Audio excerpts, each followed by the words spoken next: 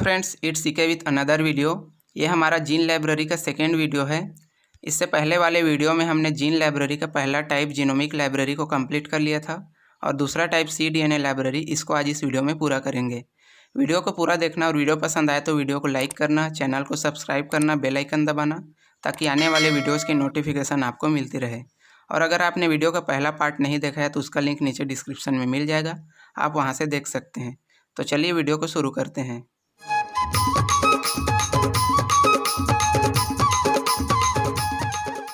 तो बात करते हैं cDNA लाइब्रेरी के बारे में।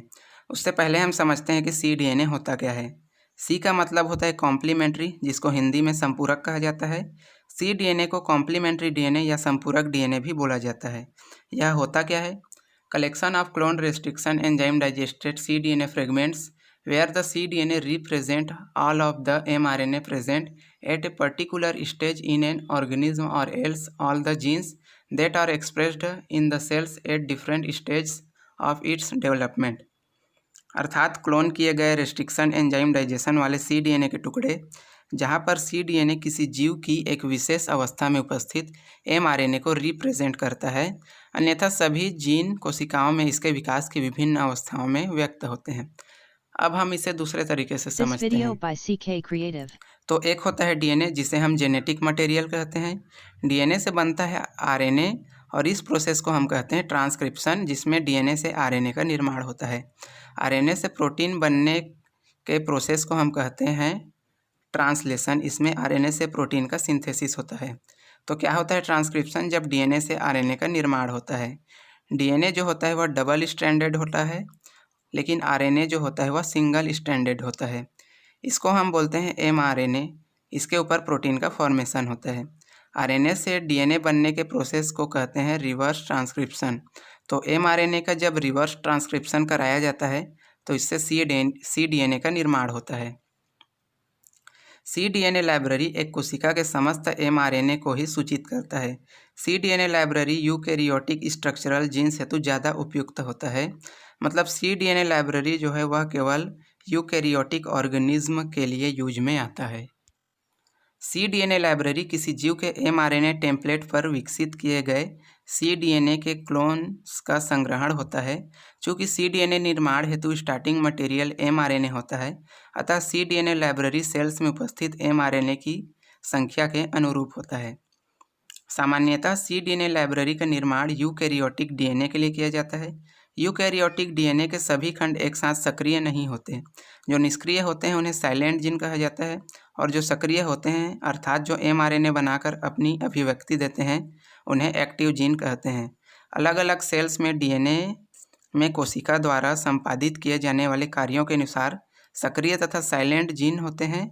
अतः सभी जीनों की cDNA लाइब्रेरी निर्माण के लिए अलग अलग कोशिकाओं की सक्रिय जीनों से प्राप्त mRNA से cDNA क्लोन्स का निर्माण करना पड़ता है। इसके बाद हम बात कर लेते हैं सिंथेसिस ऑफ cDNA। इसमें सबसे इम्पॉर्टेंट है mRNA को आइसोलेट करना। तो जैसा कि मैंने बताया कि cDNA जो होता है वह केवल यूकैरियोट्स के लिए यूज में आता है। cDNA बनता किससे है? mRNA से, और mRNA जो है वह यूकैरियोट्स में पाया जाता है। हालांकि यह प्रोकैरियोट्स में भी उपस्थित रहता है। यूकैरियोटिक सेल के mRNA में एक्सोन तथा इंट्रोन दोनों उपस्थित होता है। एक्सोन जो होता है वह कोडिंग रीजन होता है और इंट्रोन जो होता है वह नॉन कोडिंग रीजन होता है। इसमें से इंट्रोन को हटा दिया जाता है और एक्सोन वाले mRNA का उपयोग होता है। इसलिए cDNA निर्माण के लिए यूकैरियोटिक mRNA का उपयोग किया जाता है।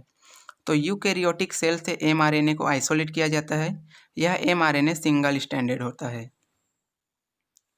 तो सर्वप्रथम आइसोलेट तथा रेक्टिफाइड mRNA को लिया जाता है तथा टेम्पलेट की भांति उपयोग में लाया जाता है। mRNA के 3' सिरे पर स्थित पॉली ए टेल से पॉली dt न्यूक्लियोटाइड आकर जुड़ते हैं, जो कि रिवर्स ट्रांसक्रिप्टेज एंजाइम हेतु प्राइमर की तरह कार्य करते हैं। रिवर्स ट्रांसक्रिप्टेज एंजाइम mRNA के स्ट्रैंड का टेम्पलेट की तरह उपयोग कर रिवर्स ट्रांसक्रिप्शन की क्रिया द्वारा सिंगल स्ट्रैंडेड cDNA का निर्माण करता है।